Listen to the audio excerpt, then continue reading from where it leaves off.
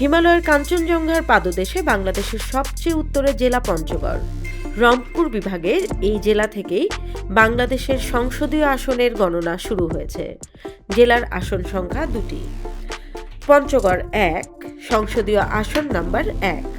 এলাকা পঞ্চগড় সদর, তেঁতুলিয়া, আটোয়ারি। মোট প্রার্থী 7 জন। বাংলাদেশ জাতীয়তাবাদী দল বিএনপি মোহাম্মদ নওশাদ জমির, জাতীয় নাগরিক পার্টি এনসিপি মোহাম্মদ সার্জিস আলম, গণ অধিকার পরিষদ Mohammad Mahfuzar Rahman, Bangladesh supreme party BSP Mohammad Abdul Wadud বাদশাহ, বাংলাদেশ লেবার পার্টি মোহাম্মদ ফেরদাউস আলম, জাতীয় সমাজতান্ত্রিক দল JASAD Najmul Haque Pradhan, Bangladesh nationalist front BNF Mohammad Sirajul ইসলাম।